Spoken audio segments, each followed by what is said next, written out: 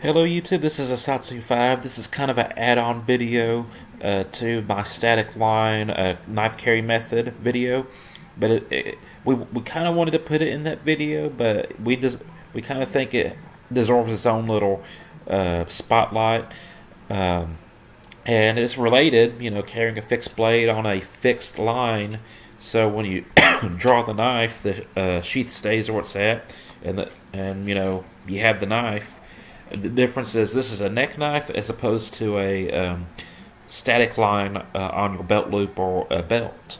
And my brother talks about this a lot, and I tend to agree with him a little bit. We both own neck knives. We both enjoy neck knives time to time.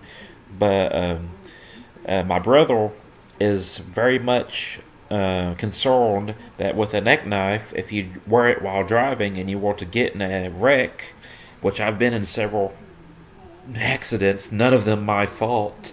And I made videos talking about some of those. But when you get in a wreck, your whole body and everything goes forward. The seatbelt catches. The knife will probably push out like this. And he's afraid that the airbag will hit the butt of the knife and slam it into your chest. And depending on how good the sheath is or what kind of knife it is, or it seems like that's a very good way to get injured. So this is just a thought experiment, driving in my vehicle, getting a wreck, crash, airbag presses it up against my chest, I get either bruised, stabbed, or maybe nothing happens. Maybe the airbag comes out so fast that the knife doesn't have time to swing out. My brother, he talks about this a lot. He says, what a stupid way to die. It's very preventable.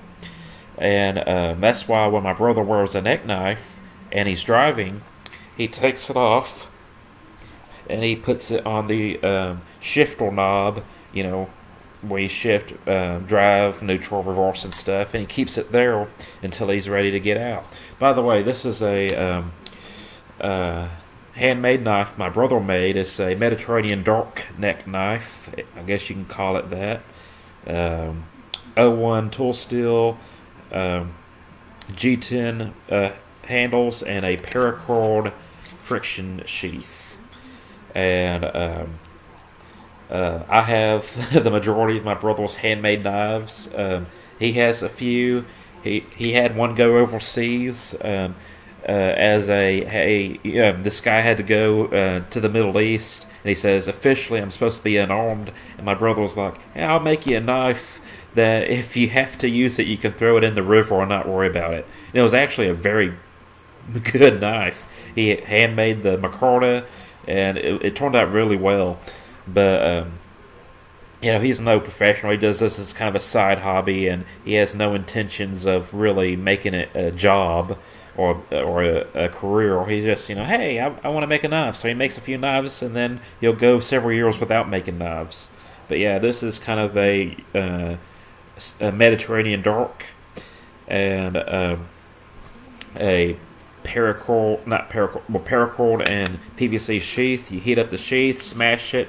It gives it nice little a retained sheath that is pretty easy to pull out. But yeah, so here's a little question for you. Do you carry a neck knife while driving? Have you ever been in an accident while carrying a neck knife while driving? And what happened? And again, like, I generally don't carry neck knives. My favorite neck knife to carry is actually the Bastinelli Moon Kiss. Another Bastinelli knife. And one of my favorite neck knives that I've ever seen, I never owned it, but my brother owned it. And I owned the Tanto version of it, the old school Tanto version of it, and that's the Cold Steel Spike series. And the Cold Steel Spike series is a pretty cool knife. I had the old school Tanto, and I like the new school Bowie blade shape. But the problem with them is that they're too long. They're about that long, and when you wear it underneath the short, like I always wear my neck knives, it pokes out, because, how your sternum is shaped. So it's very visible. So when I carried the Cold Steel Spike series, I had a slightly bigger necklace, and I wore it around the shoulder underneath the armpit. I'm not really big into open carry of knives and stuff. I like everything to be concealed. I don't want people to know what I have. I don't want people trying to grab at whatever I have, and I don't want to be hassled by uneducated civilians or ignorant police officers. So I like to carry everything concealed, and I also don't want to make people feel uncomfortable while I practice my Second Amendment rights.